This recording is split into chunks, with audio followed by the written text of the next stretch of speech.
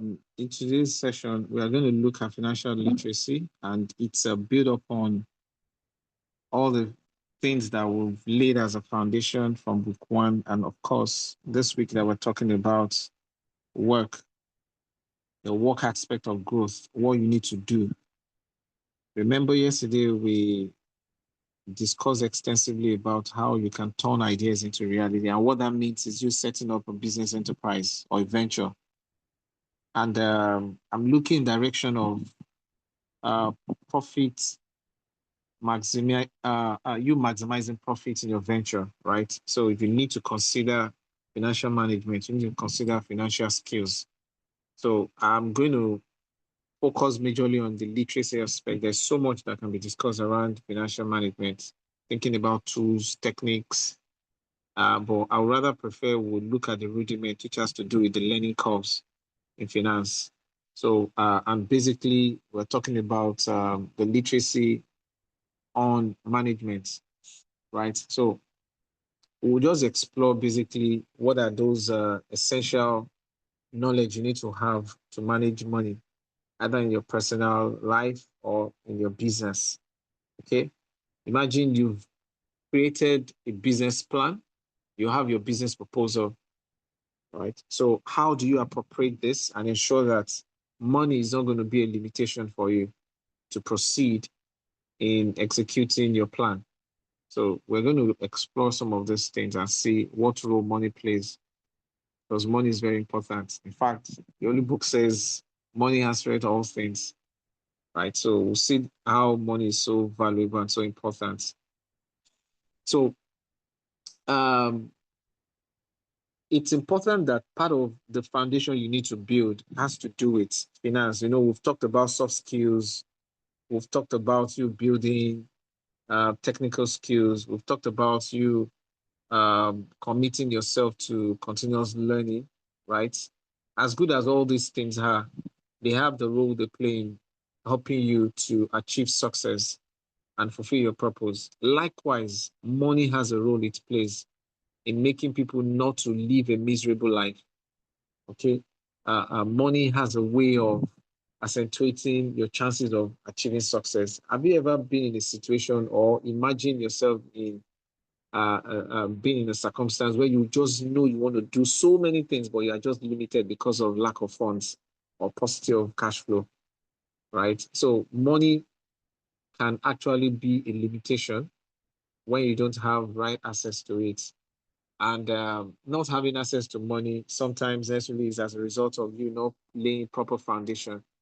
So these are some of the things we need to explore to see how to lay a strong foundation, which you can build your finance upon, which will now then support the chances of you fulfilling your purpose and achieving success in your endeavor. Those goals you're setting, you know, you will have the capacity and the right motivation for you to pursue them, to achieve them. So this is what we want to really look at. The first thing is for us to understand exactly what financial literacy is. For me, I mean, it's a skill, you know. So the kind of skill that you need to put to work for you to be able to have financial turnover, right? Maybe skills around budgeting, things, skills around financial savings, financial investment, managing your debt portfolio, and whether it's even LD at all for you to commit to indebtedness. I mean, what level of debt is safe? You know, what are the risks involved? So these are the things that requires, I mean, that requires you to climb in terms of acquiring knowledge when it comes to financial management. So when you're talking about the literacy, is basically the understanding of the necessary financial skills you need to acquire before you begin to move. And guess what? These things don't happen by default. Nobody's born with good financial skills. Some people say, oh, I'm very prudent. Yeah, prudence can be part of your personality type, but yet there's a level of prudence that is required before you can say that you have financial control of your life, right? So it's still a skill that needs to be sharpened, it's a skill that needs to be learned. So don't feel discouraged if you think that you don't have that skill. It's something you can learn, and that's why we're having this conversation and we're here. So learning about budgeting, learning about uh, debt management, learning about savings, investment, risk management, so all of these things. And as simple as borrowing is, all these things can be learned. And that's exactly what we want to do. Starting from your personal life before you even begin to look at business. There are some people why their business is not thriving, why their business is not scaling, is simply because they lack this literacy. So we need to explore it and see how you can save yourself a lot of financial stress and reduce your level of debt and then improve on the chances of you succeeding in the way you want to pursue your goals. And more importantly, is for you to have some level of financial breakthrough. When you see people praying so hard about financial breakthrough, I get to think that, yeah, as good as it is, we'll pray generally about it, but it's more of the work you need to put in, and the work starts from literacy, the knowledge, the knowing. My people perish for lack of knowledge. What you know, you know. What you don't know, you don't know. And that becomes an albatross and, a point by which you can easily be stressed. It becomes the weak point in your journey that the devil can take advantage of. So you don't want illiteracy, you don't want ignorance to become an opportunity or an aperture, a very slight opening by which the devil is going to haunt you and put some level of stress on your life. So again, because you need to position yourself to acquire right information so that when you are making decisions, we talked about decision making process. By the time you are taking decisions, knowing when to say no, knowing when to say yes, deciding on what to expend your money on and what not to expend your money on. So you need to have the skill. You need to be informed. You need to have this knowledge. So it's one of the reasons why we need to have this conversation, right? Then because you are also looking at ways by which you can begin some ventures, you can establish a business, you can start some value streams and ways of delivering services to people. It's also one of the reasons why you need to know financial literacy. Because once you start making income or revenue at a particular scale, it requires some level of accountability. So that you don't put yourself under duress, you don't put yourself under unnecessary stress. So you need to acquire financial knowledge. Then, of course, for long-term stability, because as you grow in your financial capacity, there's going to be a level of financial security you need to establish for yourself so that you don't continue to have sleepless nights. There are some people that, they are dealing and battling with some kind of health failure as a result of poor financial uh, management, right? Some of them are being tailed and jailed. Some of them are even being troubled, by recovery agencies, fund recovery agencies like Nigeria, you have them as AMCON. So you don't want to put yourself into this kind of situation. You want a long-term stability for your financial breakthrough, not something that is just seasonal, right? So these are part of the reasons why you need to learn. What are the key components of financial literacy? I've mentioned them, but let me just repeat for clarity. One is you need to develop budgeting skills. See, you don't need to be an accountant for you to be able to have all the skills. And they are just in the minimum, in the minimum. And what does budgeting mean? It simply speaks to planning. Yesterday, we talked about it. Before you begin to move into establishing a business, you need to plan because that's the bridge. So one of the essential paths of your plan document, I mentioned it yesterday that your business proposal is a document. So you see that yesterday we're talking about the commercial aspect before you move into the operation, right? So I mean, sorry, before you move into operation, you need to do commercial aspect. Then you now finalize with financial plan because that's actually the last thing you will do. You must have your financial forecast. So that part of planning is what we call budgeting. What amount of money is required for you to pursue this goal, for you to establish this business? And what amount of money in terms of your capex, capital expenditure, then what amount of money is required for you to be able to operate over a period of time, either in the short term, the long term, medium term or in the long term, right? What kind of money is required vis-a-vis how much you need to be generated so that the business can be sustainable. talking in terms of stability. And you don't have to be indebted. You don't have to, like the way some of our leaders, run government, in the public sector. Some of the things they try, some of the policies they try, we can't try it in the private sector because there won't be business continuity. You can't survive when you try some of these public sector economic policies. You can't thrive and survive in the private sector. You keep borrowing for you to sustain your business, and then the level of your indebtedness keep increasing. It's crazy. It's not something that you want to actually embrace as a financial strategy, right? So you need to understand the market. You need to understand the right policies that you need to bring into your planning phase when you're doing your budgeting, so that you can think in the direction of sustainability and stability. And the easy way to do that is to be able to benchmark your spending expenditure against your savings. Okay, you benchmark S against S, your spending against savings. We'll talk more about this. Then, of course, talking about that, you need to also develop saving skills. Okay, if you don't have that skill, you don't have it. There are some people that they are just extravagant in nature, right? Because that's just their personality type. Yeah, I mean, when you do assessment of yourself and you're self-aware, and naturally you are extravagant, naturally you are a spender, right? You need to now create those barriers, you create those levelers, you create those restrictions, constraints around you that will make you to learn how to save. And what savings simply means is you setting aside a certain amount of money from your revenue in order for you to be able to cater for the future or any form of emergencies that may occur. And is also part of risk management process. So all these things are intertwined, right? Why do you want to always eat the entire seed, right?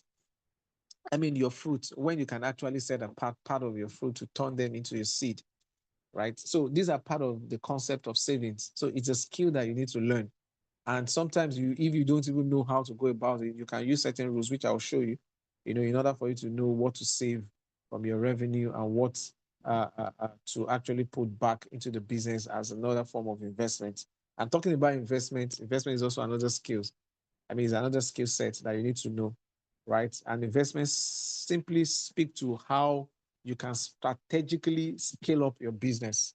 Okay, as you're seeking for opportunity in the market where you are delivering value to your business enterprise or your venture, there is always a way by which you can scale up. There's always a way by which you can unearth opportunity for growth.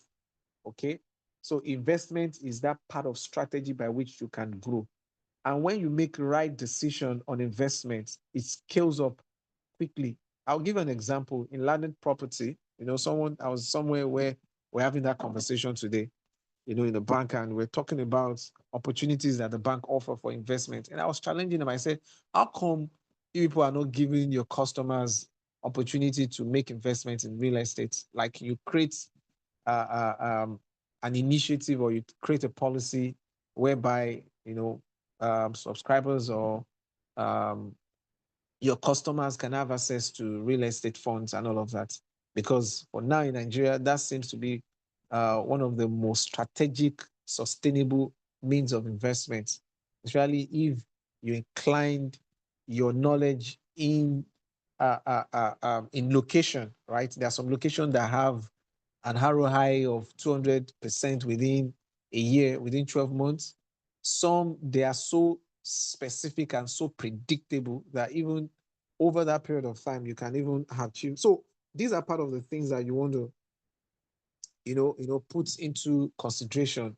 And it's a skill, because when I was engaging those bankers, they were surprised that I said, yeah, this is my industry and I can engage you more and more. So sorry, I can't bring my money to come and invest in T-bills or in bonds and all of that, when I can get how much is the ROI in T-bills at best, or even bonds, because bonds usually is more than T-bills. Let's say it's just 2 digits between the lower case of 2 digits between 15% and max of about 19% or 19.5 thereabouts. Hardly will you find T-bills that are up to 20%. But whereas in real estate, you can have investment portfolio that can rise within 12 months up to like around 200%, I mean, and when you scale that up into years, you can have up to percent and all of that. So you need to have deep knowledge about investment portfolio. You need to have deep knowledge, and it's not all these mugbomoya investments like, oh, my friend is buying shares, let me go and buy shares too. No, you have to, and thankfully you have investment officers, which you can learn from. Okay, you have different areas where you can also, acquire knowledge on investments. Then the fourth one has to do with debt management. You need to learn about debt management. You shouldn't live your life on loans. You shouldn't live your life on credit. There are some society, some economy that is built majorly on credit. I mean, most developed economies are actually built on credit. You go to London, you go to some part of Europe, you go to United States, you can easily have access to loan facilities, credit cards, and all of that. And people for the next 50 years of their life, they are always on credits. Some will even die without paying all the credits for government to now kind of cancel death and all of that. I'm not saying these are not good, but you need to learn the skill in order for you to, manage your level of indebtedness. Some, even many years, decades after they have incurred death in some areas of their life, maybe because of the academic pursuits, they took loans and debt. I mean, incurred debt for them to be able to pursue their academics. And now they are working for the next 2 decades, 3 decades. I haven't learned about, I'm not sure whether this is true. I can't remember specifically what I read in Dreams of Our Fathers, written by Obama. He was talking about how he went to school using loan to law school and all of that in Harvard and all of that. So can't remember probably how he pictured it and all of that. But I mean, this is someone that, and you have many cases like that in the United States or even other developed economies that even while still working, as a top management officers, they are still paying debt of yesteryears. So you need to understand how to manage this. Some economies of nations are built around that because that is how they've decided that they want the growth to be determined within the economy. It's fine, but you don't want to take undue advantage of that and then shortchange yourself. So the skill on debt management is very, very important. More so when you now move into business management and enterprise ventures management, you want to be sure that your business is not going to collapse as a result of debt, where you now declared bankruptcy. There are many businesses that went bankrupt and then had to be taken over by debt managers and all of that, or debt management companies. You have debt management office or company of Nigeria, DMO, which AMCON facilitate and all of that. So you want to be sure that you are not going to get yourself entangled in this. So you need to know so that when you are taking decisions, you are making informed decisions. Then the final one has to do with risk management. These five are not exhaustible. There are so many other areas. I just told you, we're just looking at fundamental things that can help you create some level of foundation. So risk management is also a very, very powerful skill that you need to learn. In fact, I got to enter into the dimension of risk management from project management perspective. Growing in project management discipline enables me to see the importance of risk management. By the time you begin to make investments, you are putting yourself within the debt profile, portfolios and all of that. You need to learn how to protect your investment across board, protect yourself from indebtedness. There are different risk management skills. Risk management policies. There are also risk management mitigation strategies that you can deploy. So that knowledge is going to help you to have a proper information on how to plan in mitigating the impact of risk, either through your investment portfolio or through your debt management system. So these are some of the things that you need to learn. There's a project I got into sometime early last year. Yeah, early last year, and we're supposed to get a subcontractor engaged in the procurement process, procurement of a very major lead item, running into hundreds of millions of naira. Because of the knowledge and the skill of risk management, I didn't get into trouble. Otherwise, I mean, it would have been a different ballgame entirely, right? Because the procurement process almost failed. And that means that the invested costs will have been net off. I mean, it was just a very, I mean, it was a terrible ordeal for me. But thankfully, the skill was able to rescue me, because part of what I did was to ensure that we protected the funds that the clients released for the procurement to be made, right? We had an insurance. So when the crisis started happening, I just had to engage in conversation and had the effective communication with the insurance company. So I just put aside, because at that level, I don't have any business directly again with the vendor. I just had to face the insurance company directly, squarely, until I got results, even though it was a torturous process. But hey, it was a learning curve as well.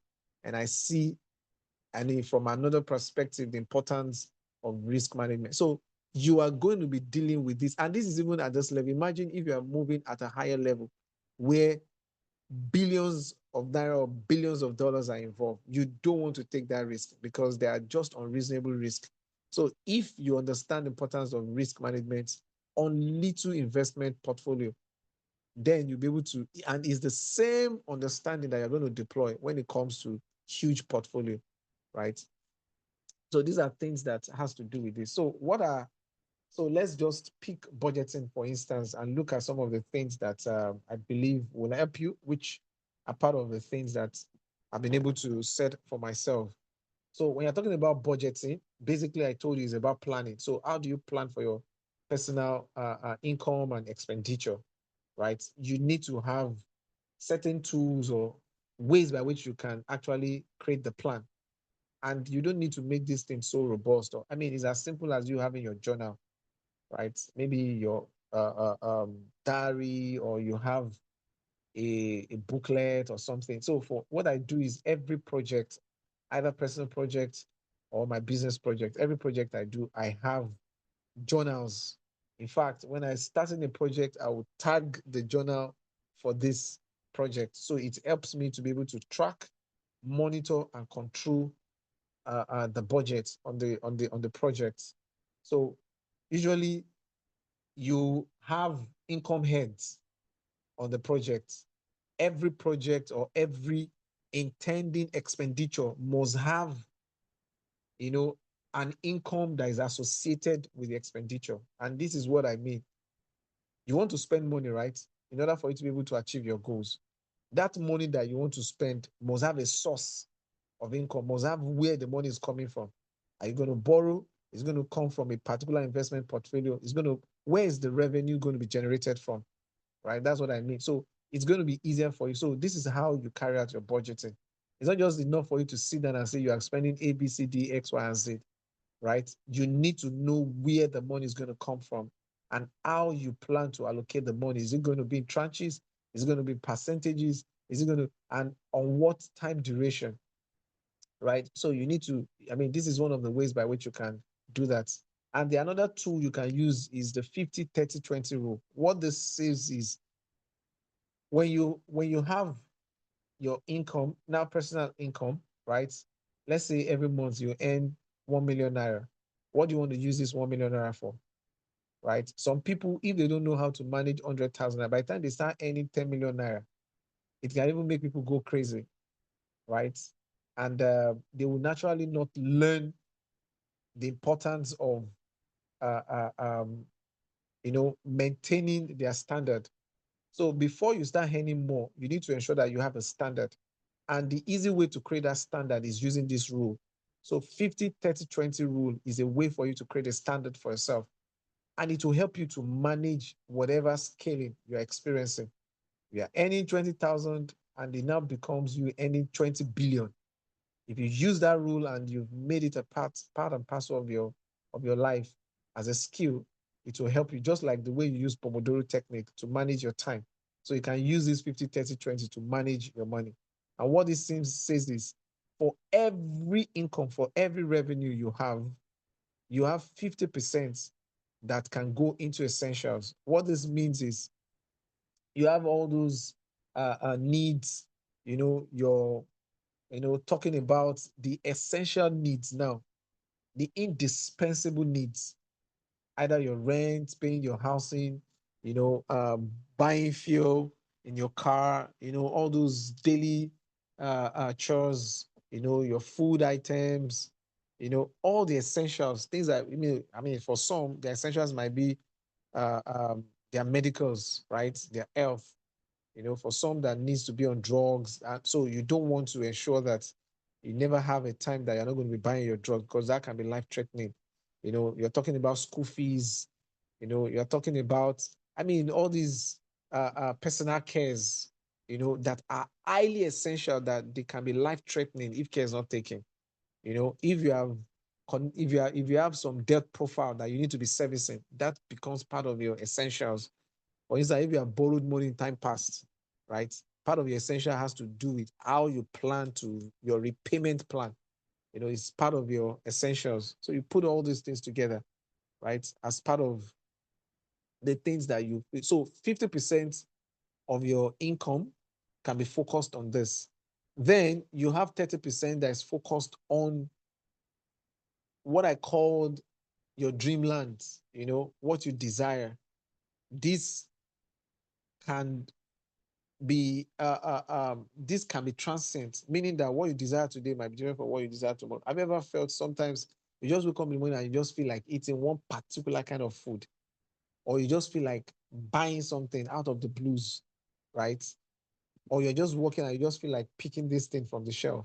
Maybe you've been seeing the book and you just, so all these things are within your dreamlands, right? So you have a 30% of your income that is associated with this. So you can pick them from time to time. They can change. Sometimes you want to attend a meeting, some impromptu meetings. So you just have to, and sometimes it's not necessarily that the meeting are even very important, but how you determine this is if it's connected with you achieving your purpose or your goals. If you are not going to be associated with your goals, then it becomes frivolity. So you can put it off your plan of expenditure, right? So, but the things that will help you pursue your goals, even if they are not so important, but they have a way of positively impacting the accomplishment of your goals or your fulfillment of your pursuits and purpose, then you can put them as part of your desires.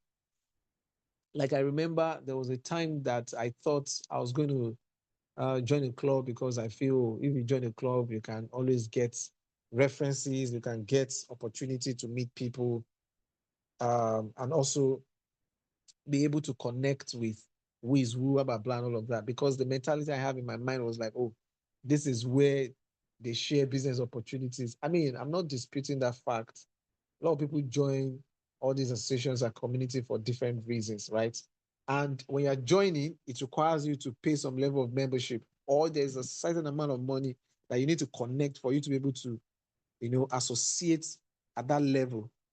You need to be decisive, because sometimes you will have committed yourself before you know that this thing is not sustainable, right? Maybe before you join, you don't know that there are actually rich people that are there, people that are above your pay grade. And you join them, you see that you can't continue, you can't just sustain paying, right? So you just need to find a way to make informed decision before you begin to pursue desire. Because sometimes what you think is a desire might not necessarily be a desire. It might just be an influenced desire. And once you dissociate yourself or pull yourself away from those influences, then your desire can change.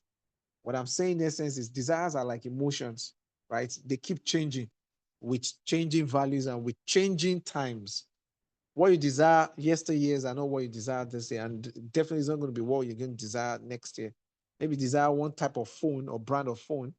Like before, I used to be a critical fan, a staunch fan, staunch follower of BlackBerry. Unfortunately, BlackBerry is off the shelf now. There's nothing like BlackBerry. There was also another time I'm a staunch user of Sony Ericsson. I mean, all these things are phased off. So imagine if I keep spending money on buying all these gadgets and all of that. They keep changing. So you need to be sure of what your desires are and how they will help you or accentuate the chances of you succeeding in your goals and your pursuits. Then the final one is now your savings. And I'm going to emphasize more about this because this is where many of us fail. I mean, I was a victim of this before I come to realize the importance of acquiring these skills.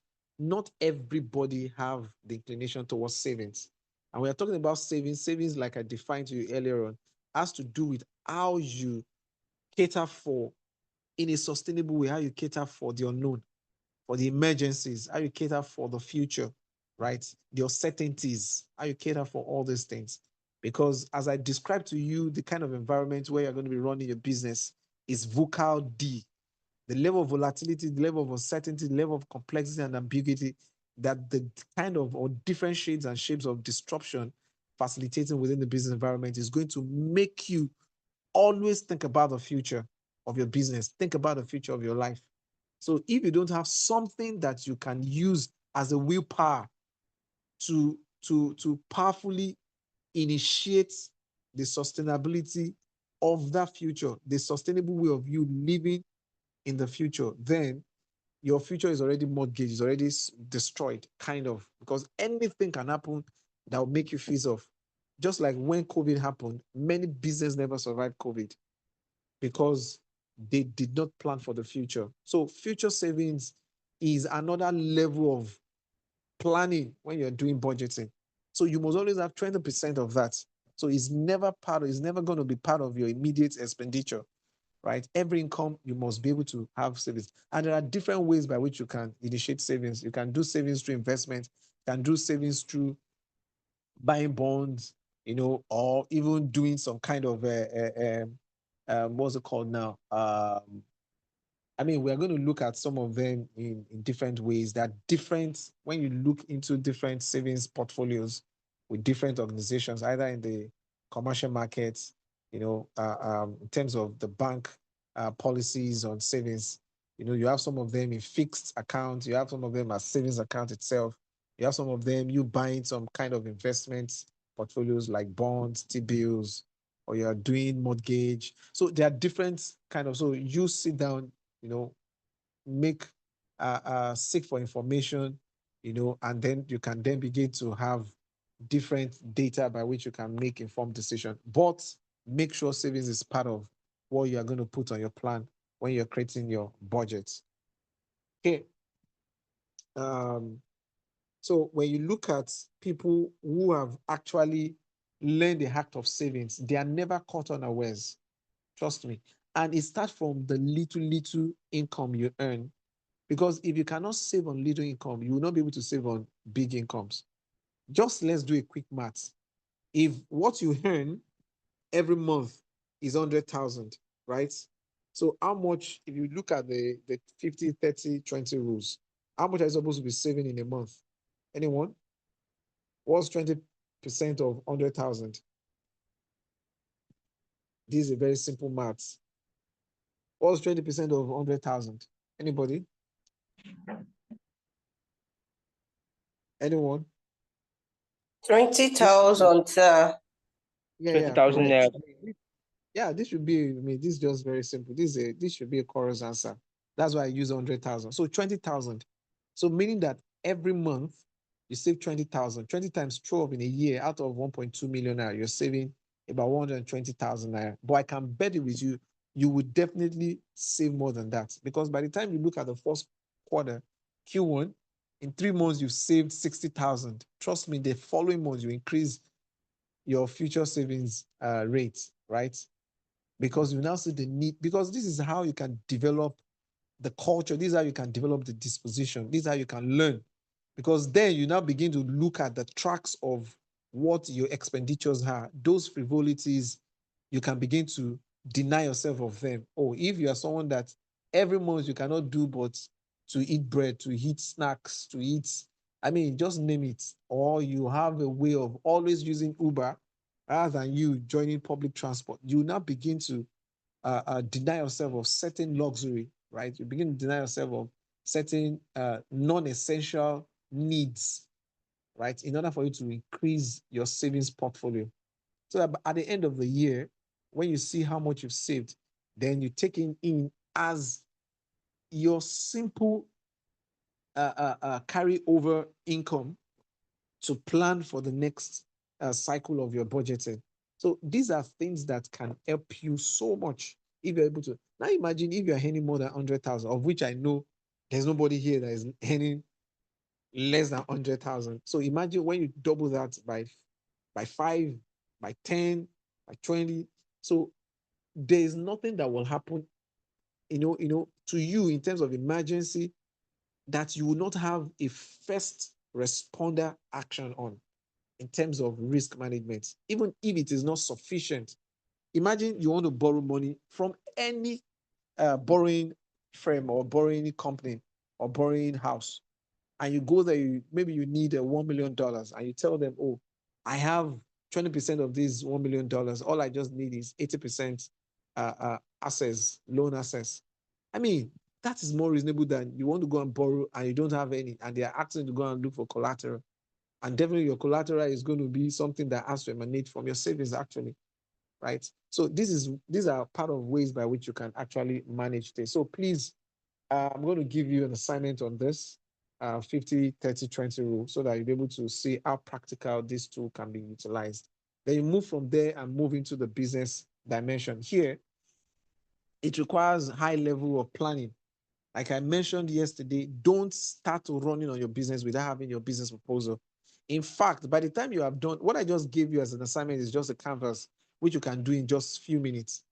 But the real business proposal take intensive efforts. You have to do research on competitive analysis of the market, your industry. You have to have industry background and understanding of the business and the market itself.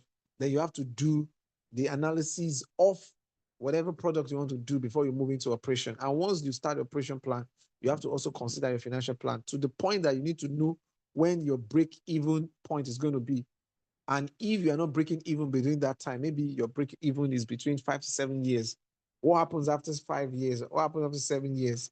How do you then close down the business so that you are not going to declare bankruptcy, right? You are not going to keep losing and keep declaring losses for your investors. So these are all the things that will require, intelligent knowledge. You have to increase in your financial intelligence, FI or FQ as it's being called. Your financial intelligence quotient have to be well increased before you begin to move into business. Either you're going to be running as a sole proprietorship, or you're going to have a partnership, joint venture business with anyone. You want to display some level of understanding, high level of understanding about financial management, so that that level of trust and commitment, will be there.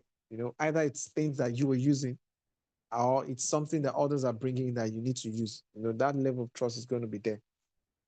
Then you also need to create a monitoring system. There are different tools, there are different technologies. Some are even mobile app based, some are online web based. Tracker and monitor that you can use. I remember for many years I used Microsoft Navision, to do a lot of planning and monitoring and tracking and all of that. So you have AI-based tools are also out there that you can use, but make sure you have this, because what those trackers and monitors help you to do is you don't need to wait until when your financial risk is escalated, or when your financial risk become a major threat. On a routine basis, according to how you have preset the monitor, you are going to be seeing the health status of your budget. Okay, you're going to be, if you are running on budget, if you are running below budget, if you are running above, you are going to see this financial status on a daily basis, on a weekly basis. Every project I manage, this is how and at the end of the day, you see that you have actually performed well in terms of running on budget or running under budget in most cases, right? So it's going to really help you to track this. And if you're able to learn this, trust me, it's going to be a thumbs up for you. Just to re-emphasize the importance of savings, it's a good thing that you even work with an automated way of savings so that you will not be tempted, because sometimes it's like someone that is preparing for harvest. If care is not taken, because of the labor and the amount of strenuous, stressful process you've gone through for you to reach harvest time, you can be tempted to eat all your fruits at the harvest time. you can be tempted. Trust me. All the products, all the harvested product, you can eat everything. But wisdom is profitable to direct, to tell you that you need to automate it. And part of the automation means that you need to have a workable plan. Why do we usually have a, a cooking timetable, right? It's for us to know at what point we need a particular food item so that you don't have to, at the point of cooking, now realize that you are out of stock, right? So you know if you are going to cook rice today, you know as at yesterday, the rice must be in stock. So it's the same way you need to think about savings. Just imagine if there's going to be a disaster, if there's going to be a fire alarm, if there's going to be a tsunami, and some of these things are just natural occurrence, which sometimes they will not even give you notice. They will not give you any indication. They are so uncertain, they are so volatile that when they happen, they come with great catastrophe. You don't want to engage or you don't want to encounter that. So you want to automate a system by which you are always prepared. You know, it's like a high level of alertness, and your financial status, your financial health can give you that level of confidence. That's so many people that smile throughout COVID-19.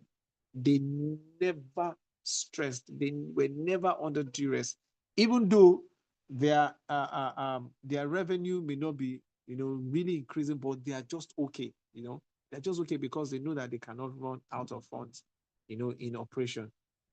So these are part of the things that are going to really help you. So savings for emergency needs, savings for your retirement plans, because this is retirement is part of your unknown. Don't forget, uncertainty is unknown, and some risks are even at the level of unknown. Nobody knows, even as we're talking in this particular year, nobody knows what's going to happen by year 2030. And if your own retirement age is going to be in the next 30 years, there are some people that plan to retire by the time they clock 50 years, some by the time they clock 20 years, 60 years. So for some, 10 years time, they're going to be retiring. For some, in 20 years time, they're going to retire. So imagine what will life look like in 20 years time? You don't know. So it's greatly unknown, right? It's unpredictable. It's uncertain. So how do you deal with that? Because in itself is a risk. So retirement for some people is a risk. That's why if you see people who have served in the public sector, their life is just dependent on whatever pension they are being paid off. And you see the way they embezzle pension here in this part of the world. You don't want your life to be dependent by someone who sits over your payments, right? Because it's not automated. So you rather create a sustainable way by which you want to actually have this kind of mitigation of whatever your life will look like in retirement. So all of these things are part of what you want to look like. I know in United States and other developed economies, you have a very robust retirement plan. In fact, in UK, the government builds retirement homes for the aged ones and all of that. I mean, they put them and they put some kind of health and NHS system where they can easily access some of this stuff. And some of people who are even running out of our own country going there are working within this system to take care of all these old people. So you have all these things, all these policies and programs and plans in place because of good leadership. But in a case where you don't have good leadership, you have to, and that's why I always advise people in business that don't wait for government policy for you to do the needful for your workers. So as you're setting your business venture, these are part of the policies that you need to develop in order for you to create meaningful strategy to support people, those that are going to enable you to succeed. Your support group, those destiny helpers are going to engage and employ, to run the race with you, either in your business or in other aspect of your life. You need to also have a plan for them so that their own life too are fulfilled. Then you also need to use the ambit of business development and the conscious efforts you would take in ensuring you establish strategies around business continuity so that when those uncertainty happens, you are rest assured that you have plans, continuity plan that you can, it was during COVID-19 that I had to, do a course in project management that has to do with business continuity. And it really, really helped me, preparing for this, I just had to bring to my memory, I had to do a quick refresher on those lessons I learned there, which over the years I've actually, I've actually imputed in my business and all other endeavors of my life, you know. It helps when you understand the need for business continuity, personal life continuity. You will never be stuck. No matter what the waves, no matter what the stress, no matter what the challenges are, the problems are, you will always have a way out. That's what business continuity is all about.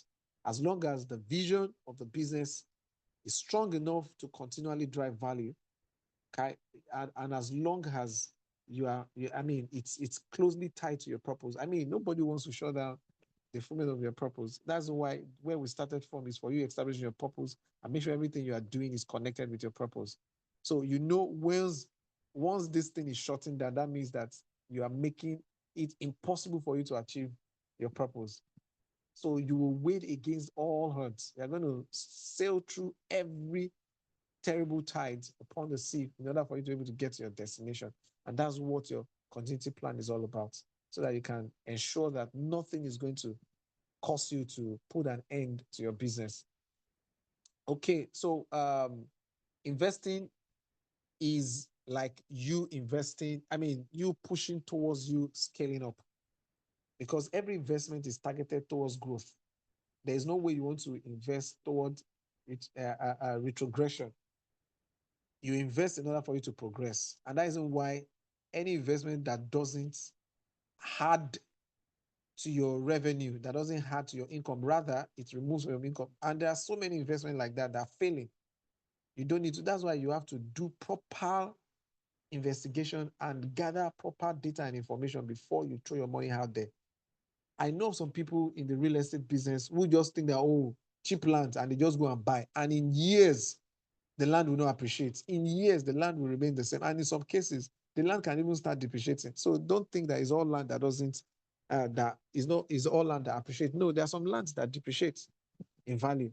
So you want to ensure that your investment decision is focused on growth, because that is what you are all about. When you're saving and you're taking your savings into investment, and don't take your savings to go and be borrowing. I mean, don't turn your savings into a loan venture in itself, because I know some people that will say, oh, someone need money, let me go and take my loan and give the person. No, that is not the purpose of savings. Purpose of savings, I've shared it with you, is for you to be able to plan how to deal with emergencies. Imagine when you have taken your loan, I mean your savings, and you give it to someone on loan, and the emergency happens, or the future comes faster than you think.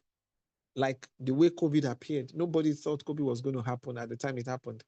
Nobody thought AI is going to happen and start disrupting a whole lot of things. So there might be need for you to now pull in your investment for you to ensure business continuity. So how will you be able to initiate that once you have taken your loan and once you are signing borrowing agreements, right? You have to fulfill the borrowing agreement.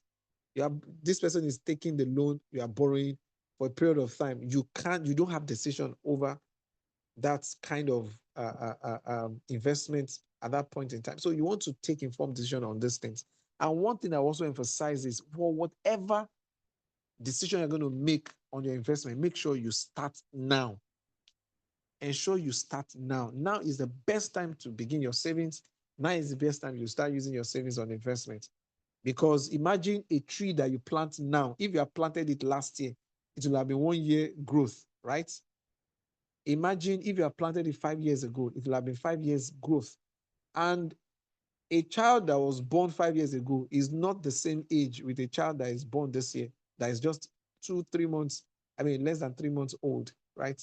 So that's the same way you need to view your savings and investment. If you have not been saving before now, the next best time for you to start saving is now, starting from this very evening. So you need to start planning towards that. I'll just touch a bit on risk management and then we'll close, right? Because I need to just give you an indication. There's a session, I think, in 2 days' time when we'll talk more about risk management. But what this management is basically all about is you need to think about actions that you need to take, right? We call them mitigation plans, mitigation actions that you need to take in case of eventualities, because risk comes in form of like a threat, right? It comes in form of a threat. It comes in form, and it's an occurrence. It may not, right? You talk about probability. So it talks about impact. When it's a threat, then it can become uncertain, it can become a certainty, right? So the level of certainty or certainty is determined by probability. But what you are focusing on is how you are going to mitigate the impact. If, because there's always what if it happens, what is going to be your reaction? What's going to be, and you have to be proactive. And that's why the management comes in into how you are going to proactively deal with the risk. And there are several policies, there are several ways by which you can deal. You can deal using some level of protection using insurance policies, right? Why do you buy a car and then you have to use an insurance? Is because of the chances that you may have an accident, or someone may eat you, or the vehicle can break down. I mean, all of these things. Sometimes you might want to also initiate ensuring that you have a warranty or guarantee on the purchase. So these are part of risk mitigation plan and risk mitigation policy. Then you can also think about emergency planning, because here you are going to ensure that you intentionally decide on how you're going to respond to any form of emergencies. For me, there are certain emergencies that I usually tell people that I will not respond to, right? Because I will not allow those emergencies to be part of what I will entangle myself with, right? And part of emergencies are usually external. People always throwing out SOS, SOS, and all of that.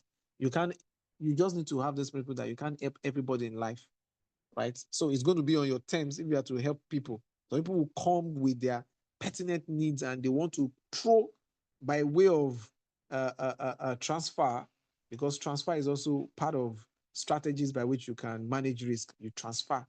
So rather than using insurance, they want to transfer it to you as a third party. So why? I mean, that becomes an emergency to you. Why do you want to take someone else's body, which you didn't plan, actually?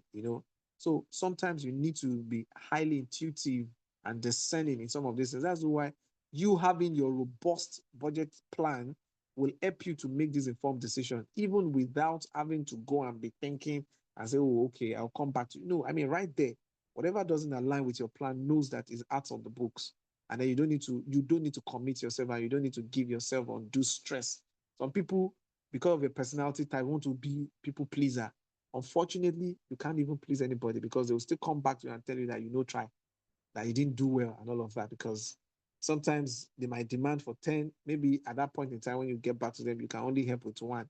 They'll still tell you didn't do any. So you need to be highly intuitive and discerning in these things. Then you need to ensure that you diversify your investments. Don't put don't cast all your bread in one basket, because if anything happens to that basket, maybe the basket explode, like you see with many banks, that usually won't survive capitalization. Even when stringent government policy happens and people need to increase their capital base, right? Some will start thinking about merging, and in the process of merging, they discover that they are not really up to the task in terms of their liquidity. Then they will go bankrupt and now talk about declaring bankruptcy or whatever, and people will lose. So if you have put all your investment in that bank, that's the end. And that has even made so many people to commit suicide in Nigeria. I mean, I can tell you for free. And of course, you need to also be careful of the way you diversify into investments in unstable portfolios. You see all these wonder banks that have traded in Nigerian markets. Or wow, people run there and start buying stocks and all of that. And all of a sudden, the whole thing, the same way it fizzle in is fizzle out. So all of these things are part of the knowledge you need, right? And if you don't seek this knowledge, you will necessarily not get it. Sometimes I take a simple principle for myself and I say, not all that glitter is gold. So many things might look shining on the surface. You have those lobster attractions, necessarily are not the truth that you see on the face value, and not the depth of what you're going to see when you begin to explore deeper into them. So you need to ask questions. Don't spontaneously react when you don't have a plan, but you can easily make quick decisions when you have a plan and there's strict alignment with opportunities with your plan. That's how you know what these things like. I've mentioned some of these mistakes that people make, making those uninformed decisions and all of that. But for some personal reasons, people just want to live beyond their means, because they are actually in competition. They are living a competitive life. Oh, my friend is this. Oh, Everyone there, they are there. Let's go there. My end did there. Maybe in a week they plan to go with Uber for just 5 days. Now they have extra day. Where's the money going to come from? Don't forget, I told you must have an arrowhead, income head for each of the expenditures. Whereas they'll just go and dig their hand into their savings simply because they want to please and show up. So you need to be very, very disciplined when it comes to financial management. Otherwise, those mistakes are going to be very obvious, right? Then you need to learn savings. It's something you can learn. Don't say it's not part of you. You can learn frugality, you can learn prudence, okay? You can learn to cut your coat according to your size, okay? You are not in competition with anybody. I've established that over and over again, even right from when you conducted your personality type. If I show you the result of everybody, you see that there's no two people that are the same. There's no two people out of all of you. And the same way, when you take all the 8 billion people in the whole world, no two individuals are going to have the same, like 100% similar traits, no two different people. So this has been proven over again in psychology, and we need to respect that as we are moving into all the different dimensions of management, right? Then, as much as possible, try to avoid stressful credits. I mean, even if the entire system has been built on that, you don't need to be lured into that trap. It's usually a trap. Yes, credit facilities might be very good, but you need to have developed the skills on how to ensure that you have a proper way to plan, to monitor, to control, and manage your credit system. Otherwise, you just see that all your life has been traded off on credit system, and that's what many people are living on. And till they die, they are going to be forever be indebted. You don't want to, and the same thing goes for your business. If you don't know some of these things, you can actually hire the same way you have a doctor because you can't treat yourself medically. It's the same way if you lack some of these things, you can start with by engaging financial managers. In your business, make sure you are not the alpha and omega, even if it's a sole proprietor business. Always consult people, tax experts, and all of that. In fact, when I started my business, this was one of the major stressful points and all of that. I just woke up one day and like, why do I have to be stressing myself? I can't know everything. Or I beg, I just got someone from FRS and LRS and all of that, and I just have a retainership with them. And over the years, stressless, ensuring that I'm up to date with my taxes and all of that. So you can, so there won't be any excuse for laxity. There won't be any excuse for any gap because these are part of the things that kill businesses. If government catches you and you've been evading taxes for no reason, because there's not going to be any excuse. So you need to ensure that you put all these things in place. I think I'm going to stop here, just giving you some indication on how to build this, because this is going to be part of the assessment you're going to do, the assignment you're going to do, right? Two, actually, I've told you about the first one, which has to do with 50, 30, 20 rule. Then this second one, you are going to build, a simple financial plan for one of your goals. First of all, you must have set the goals, right? You must have had the goals. Either it's going to be on a short, medium, or long term. Then you have to create a budget. We've discussed about how to do a budget. I mean, the importance of budgeting, right? And the features of your budget. So your budget, the income, and then the expenditures and all of that. So you want to know how all these are going to play in how you operate on your goals. Then what's going to be your savings and investment portfolio that you want to introduce into this particular goal, because every project must have that kind of orientation, where you want to ensure that you have savings because of the level of income coming, and also how you're going to invest your savings so that it's not just a savings that you just keep in a bank that is not turning over anything. That's why we call it savings. Savings for investment, not just savings, right? Savings for investment. Good capital banks will tell you, like in Nigeria, I don't want to mention names so that it's not like I'm trying to give them free advert here. But trust me, there are banks that they are that transparent. They give you the right information for you to be able to make informed decisions. So it's not just only you making savings, you are saving for investment, and you see how much the turnover is going to be in terms of turnover rates for investment. Then, how do you plan to monitor and adjust in case of eventuality, in case there's risk, in case there are emergencies? How are you going to mitigate those things which have the potential of of pulling down your project, or pulling down your goals, or impeding and hindering you from achieving success. So these are the ways by which I believe that you can actually manage um, your financial portfolios. I'm ending with some of these quotes. I have quite a number of them, but let me just roll out some of these things to you. I'm sure we all know Warren Buffett, right? He said that do not save what is left after spending. Okay. In his own experience, you spend what is left after you have saved, meaning that you need to prioritize savings. So for him, I know that he's definitely saving more than 20%, because if your priority is savings, so definitely that's going to be the major chunk of your income. I mean, your revenue spending. Okay. Your expenditure is going to, in terms of what is going to be on your expenditure, your investment portfolio is going to be more than what you are spending on your essentials and your desires, right? So against that 50, 30, 20, it's not going to be maybe 30, 20, 50, or 20, 30, 50, kind of. That is Warren Buffett. And you can see why he's among the first 10 billionaires in the world. And you have Chris Brogan. He said the goal isn't more money. I love this so much. And that's why I keep telling people in business, it's not just about money. Money will naturally come when you know the right thing and you do the right thing.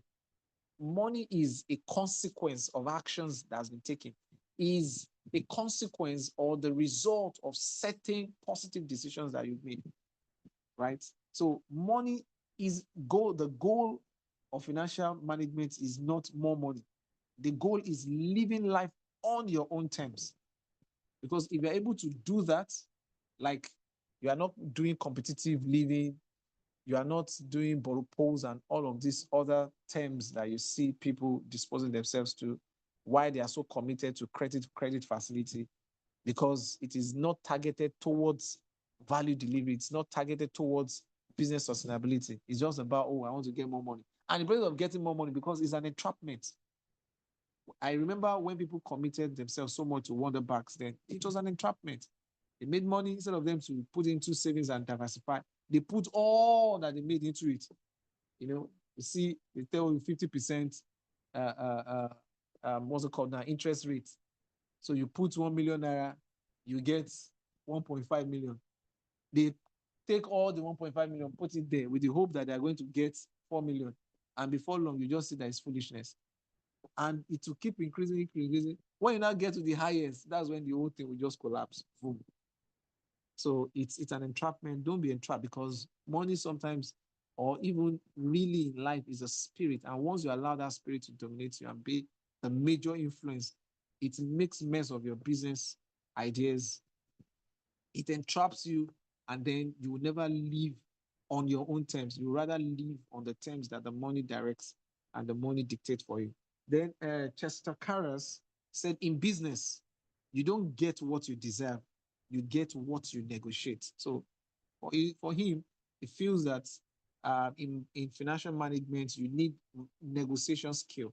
So this is one of the powerful soft skills that you need to also develop. You negotiate, because some people don't know how to negotiate. They are just carefree. They are too emotional about things, right? Once you can appeal to their emotions, you can easily influence their decision. But you need to be firm, and it starts from you knowing yourself, self-awareness, and knowing your worth, the kind of worth you place, the value you place on your goal, the value you place on your business vision and business idea.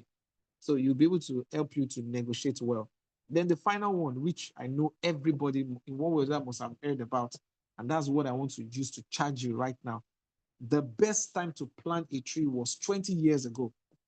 The second best time is now, this very hour, this very moment. It's a Chinese proverb which has really stayed a long time on earth. The second best time to start making the right financial plan is now. The second best time for you to start making your savings and investment portfolio is now. So think about it. What exactly have been your savings Have you been living on credit facility? You need to have a rethink.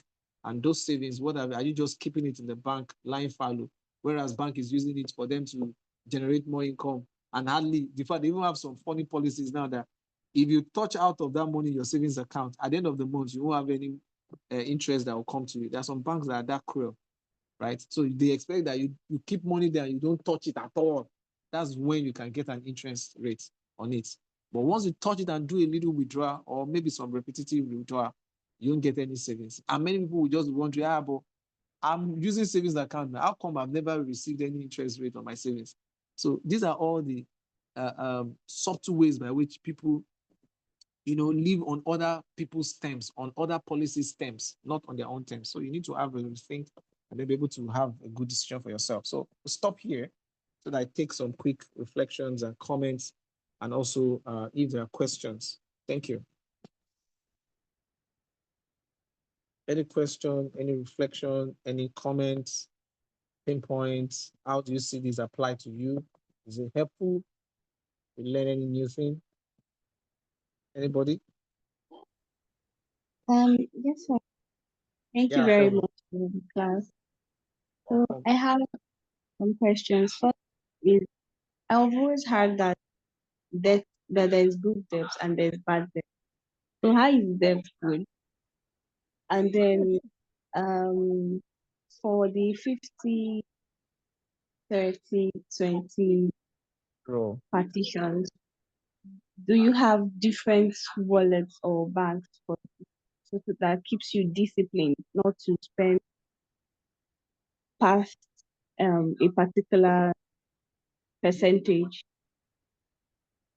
And then how do you allocate remainders from the previous month? For example, if you didn't spend all of what you have for your desires for maybe say January, and then you're in February, how do you handle those remainders? And then finally, I have a request. I want to stop. I want to move from just saving to saving for investment. I've always loved investment. I've never been clear on what it's all about, the financial terms, all of that.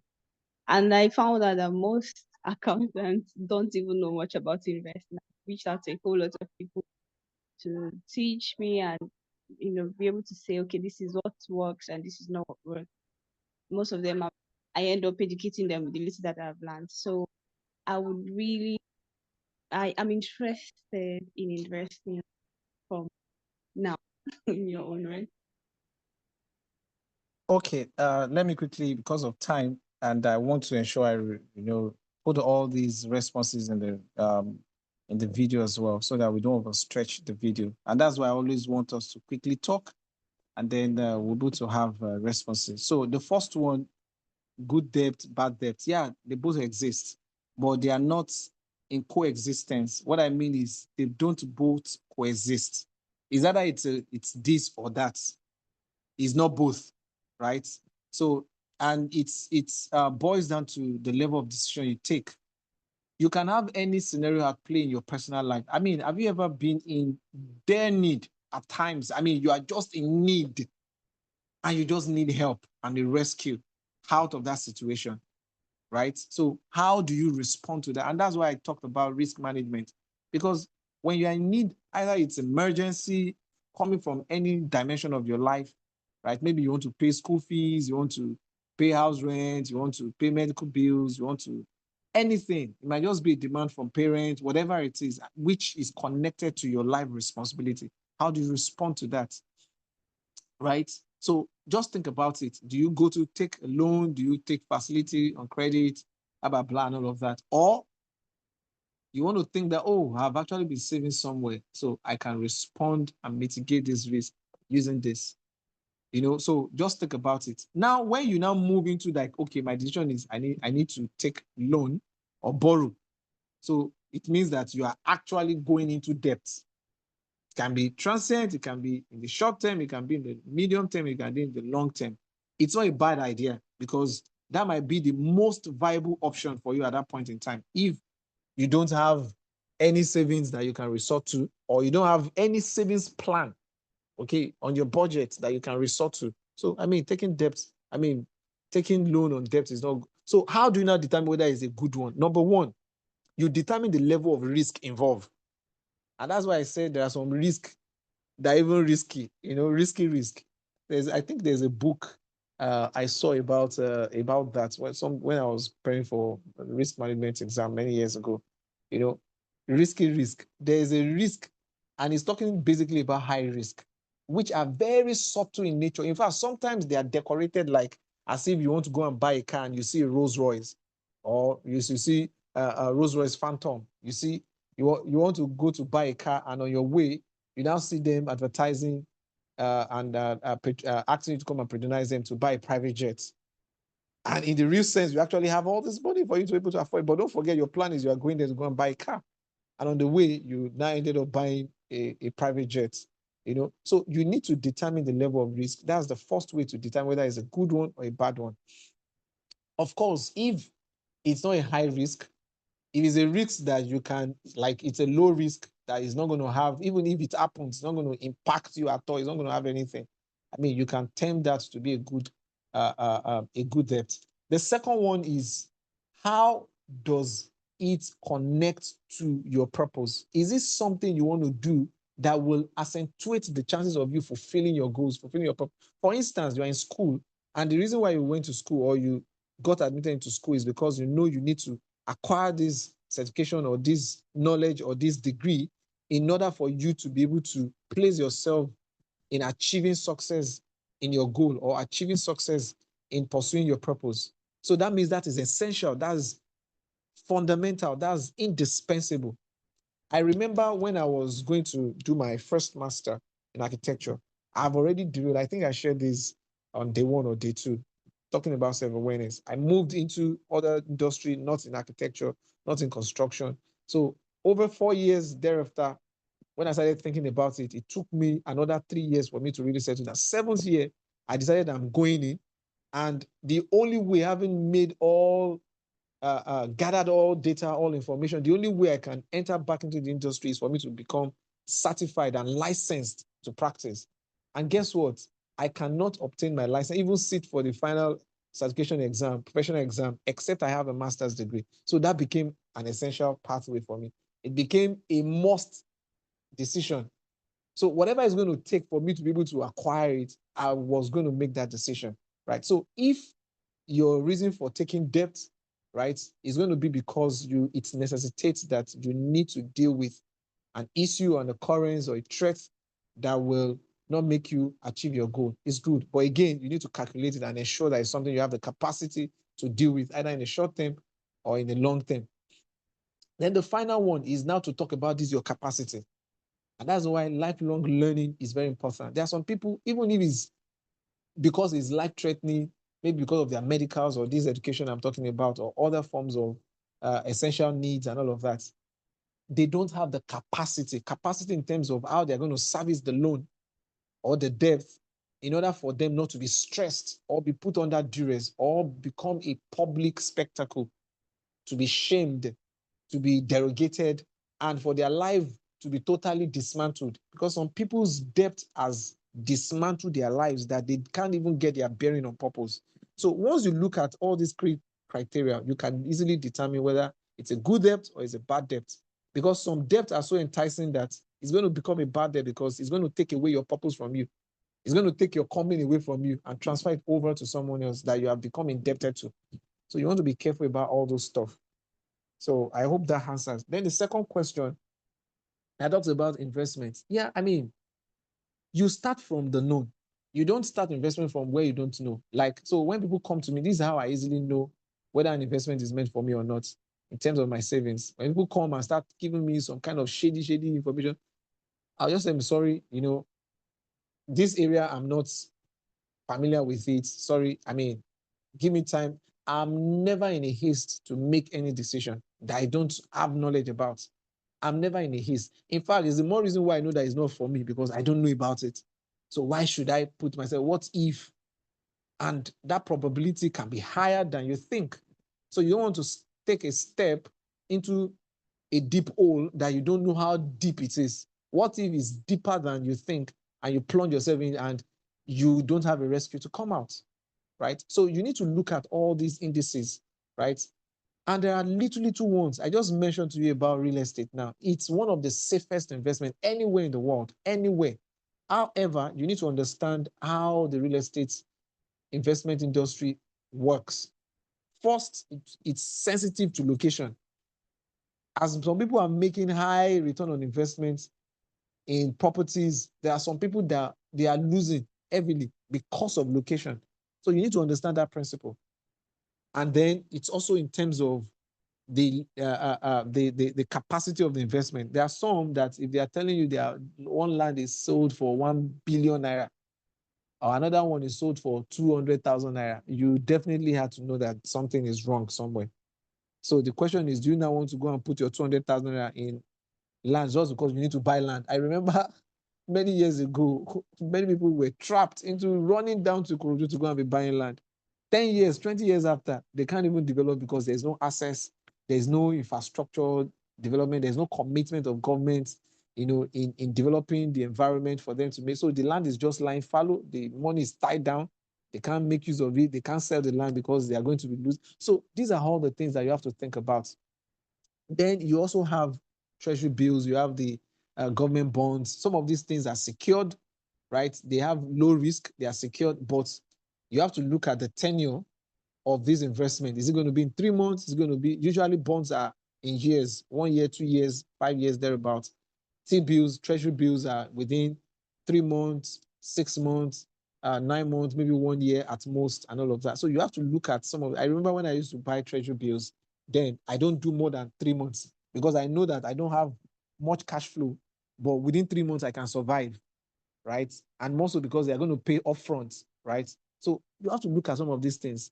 Then if it's going to be shares, you have to get proper information from your stockbroker of the shares that consistently, because it's a very highly volatile industry because of the way inflation rate is affecting many companies, right? So don't be trapped that, oh, this company is performing very well in the stock exchange market. Tomorrow, anything can happen and crash the market. So you don't want to put yourself on that high risk. So you need to just determine some of these things. And then from there, you now look at what liquidity do you have for your savings? Are you saving on 20% or 50% to increase your liquidity? Then you can now push the money into that level of investment. So that's how you can address it. I don't know. I think there's a third one which I've forgotten. If you can quickly remind me. And if anybody has any other thing, I know some of us are even more knowledgeable than me in this area. You can just share your experience on how you navigated through investment portfolio and how you've been managing your finances. And then we'll close from there. Thank you.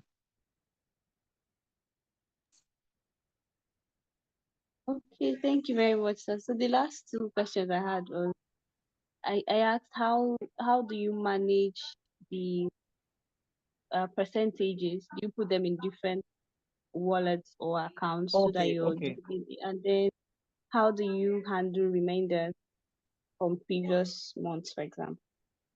okay. So for me, I mean, this is what I didn't mention because I don't want to impose my religious idea with anybody, because some people even in my faith don't believe in this. But what works for you, trust me, nobody can take away from it, because I believe so much in evidential relevance of subjects. When it comes to issue of financial management, my very first step in decision making has to do with tithing. I don't joke with it. Almost about 18 years ago, I came across a man. He had written several books. I don't know how many of us have heard about Professor Zach Tanifomu. Late now, he's a Cameroonian professor of chemistry, right? I came across his book. He wrote a book on pathway to financial prosperity. Then he wrote some series on pathway to righteousness, pathway to holiness, pathway to ungodliness, several pathway, almost about 20 series like that. So when I read about money, this man till he died was paying tithe of 90%. I mean, I've never heard about it in my life. And he showed all the analysis, did the calculation in that particular book. If I see the book, I'm going to share with us for us to read, for those that are interested in reading it. He did the analysis of how he does his calculation, any money that comes in, maybe from his books, reality, all these things, blah, blah, blah, from his retirement, pensions, everything. Then when he goes around, because he's a public speaker, he's a conference speaker, any money he makes, 90%. Then the 10% is still broke it down into about almost 4 compartments. So in his own personal life, what he's actually spending is just a migra of about 2% thereabouts. That's what he lives on. And this man is not wretched. This man is living so large. So there is this divine principle about fighting that many people, except you have experienced it, you can't just understand it. Right? So there's this divine principle of multiplication about tithing. So when I read that book, guess what I did? I told myself, 10%, right? That's the law. If we're saying is a law, that's the law. But for me, I'm not going to pay 10%. I'm going to be paying 30%. Fast forward backwards. Rewind backward 18 years ago till date. I've never paid less than 30%. Never. And guess what? It's more like a covenant. I'm saying this not just to kind of like waylay anybody or put anybody under pressure. It's experiential, is evidential in nature. So you need to experience it, you need to understand, you need to get to that level whereby you understand. And part of what I told myself is I can never lack anything. I will never just need it, just require it, just know that it's a necessity. It's something that will be made available for me. That's my faith, and it works. Now imagine now putting all these principles that I'm sharing with you about financial management and all of that. There is no way you will not be able to leverage on several things. So it's a decision you need to make for yourself. Then second, it depends on you. There are some people that they don't trust themselves. So they want to create multiple pockets for savings. It's perfect. In fact, you can even tag one. Maybe you have one for savings, you have one for fixed, so that savings you can still access it, but fixed you can't access it. So you say you are fixing something for 1 year. So that 1 year, you are not going there. So it depends on your self-awareness. For me, I can even keep money and be seeing it every day. If I'm not going to touch it, I won't touch it. I can put it in an envelope for 1 whole year. And when I want to do that, most times I put it in Mint. When I have money in Mint, I usually don't touch. Even if I'm seeing it every day, I won't touch it. So you need to know yourself. You need to understand your weaknesses, your strength, and then you'll be able to make decisions around that. Sometimes you might need to employ someone because that you have access to those accounts. Even if you keep it in many pockets, you can still access it at any point in time. So you can employ an accountant that you put in charge of your money, right? And you don't have access to it, but anytime you need it, you have mutual consent. So, you can just create all these constraints around yourself. The whole essence is whatever will work for you to ensure that you are doing savings based on your prioritized percentage. Either is this 50, 30, 20 that you want to start with and then scale it up. And if you think that this is too burdensome for you because of all the essential needs around you, you can adjust it. It can be 60, 20, 20 or 60, 20, 60, 25, 50, anything. But just make sure you have a rule you're going to start with. That's the whole concept. Start with, and then make sure you improve upon it until when you begin to develop, irretrievable experiences that will make this thing to become a life practice for you. Thank you, Doctor. I have seen all your comment there. Absolutely. But guess what? Not everybody believes in even the Bible. I've seen a lot of arguments, even online today. I posted something and several people were just talking what they know. And people will always speak out of the abundance of their ignorance. And some people can just be so innocently foolish, right? So you'll find all of them right there. Even sometimes you go to church, you see them around you. It's not everybody that hears someone that believes in what is being heard or what they hear. They just want to hear what their itching ears want to hear. It enters one ear, comes out on the second side.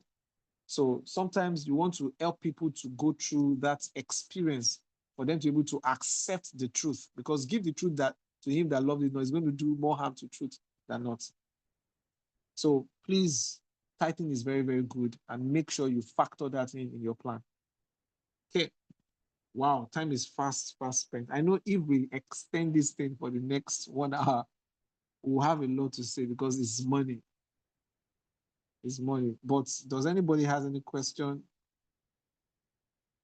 Comfort, Bolanle, I know you guys are guru when it comes to finance and accounts. So is there any other thing you want to share that can help?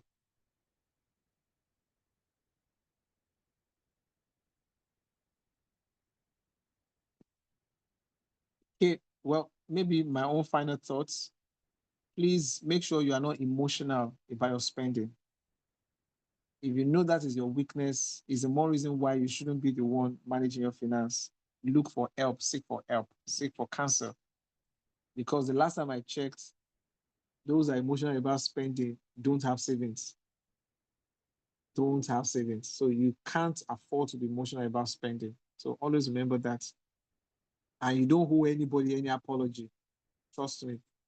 Sometimes I receive calls from people, please, can I just, the only benchmark I have is let me look at my plan. And sometimes if it takes the Holy Spirit to change my plan, no human emotions can change my plan. No emotion. And that will help you to govern your life on your own terms. Don't forget, that's one of the financial management skills. It has to be on your own terms. If you don't do that, when you get into business, you will always run out of business and run bankrupt. So you need to be disciplined in life. So don't be emotional, and that will really help you. So we end here, and I hope I get more feedback from you outside the class. Thank you. See you next.